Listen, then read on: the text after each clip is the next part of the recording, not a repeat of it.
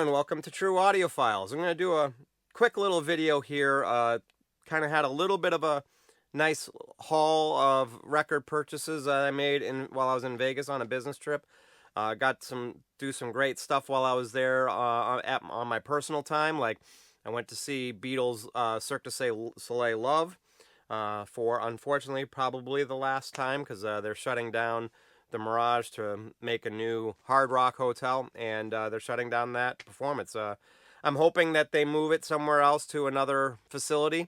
My personal preference would be the Cosmopolitan, because I love hanging out there and actually staying there, and they do have a pretty good size arena there. I just don't know if it's going to be big enough to do what they want to do. But anyway, got to see Love again. I've probably seen it 6-7 times, maybe even more than that. It's awesome. Maybe I'll put a picture or two up here so you can see some pictures that I took. I got some of my favorite pictures there from this show, actually. Had phenomenal seats. Also went to see Bruno Mars at the Park MGM at the Dolby Live Theater. That was an amazing show. I had some great, phenomenal seats. Puts on a great performance. Is probably, in my opinion, the closest you can get to Prince nowadays from a performance standpoint. You know, great dancing, great musicianship. He's got a great band. Just an overall puts on a spectacular show, and has some great music too. So anyway, that was that. So let me go over some of these. There are some records I wanted to get from the store, and I won't go into detail of the store just because I don't want to necessarily. I'm not going to say necessarily all good stuff about it. I mean, overall, it's a great store in terms of selection. Condition can be a little iffy at best, but the way they price things, I question quite a bit. But I won't go too far into detail of that. But these ones were priced to the point where I felt they were fair pricing. So here's what I've got so far. A couple of things I didn't get. One that I really wanted was the Beatles Black. The Prince Black album. They had an original European pressing of that, and or it was Mo-Fi, Fly Like an Eagle, Steve Miller Band.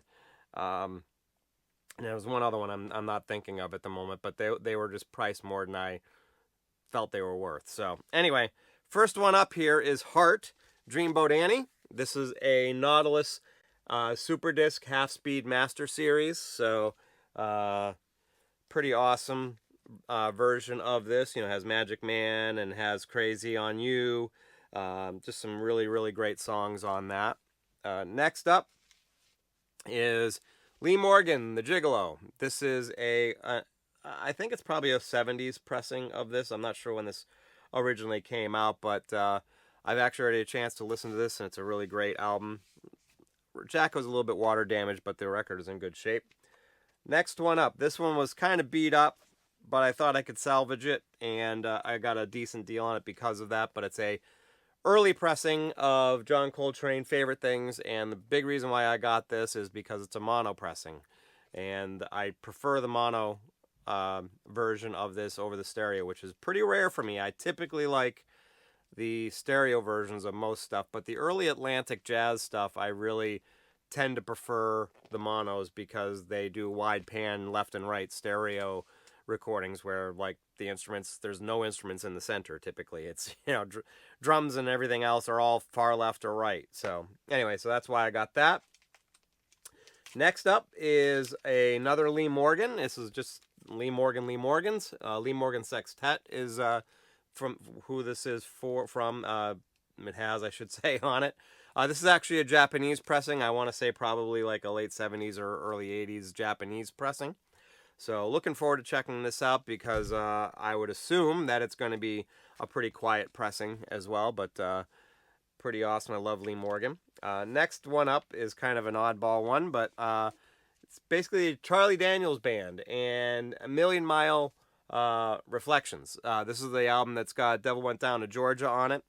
They actually had a Mo-Fi version, but the Mo-Fi version is pretty pricey, and this one was probably about a third to a quarter of the cost, so I figured I'd get the half-speed mastered version instead. So probably I might kick myself later, but anyway, you never know.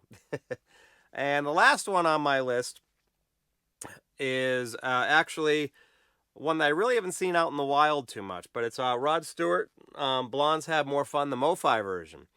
And this has a special place in my heart because I think this is one of my early records that I had. You know, I had some like Van Halen and Kiss and Journey, but this was one of the other ones that was early one in my collection when I was a kid.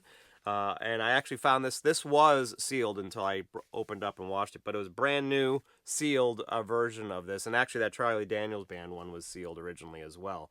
I'll actually show you, and that was a promo version, I should say. So, but you can see it still has I still have the thing, and it's got the promo sticker on it right there.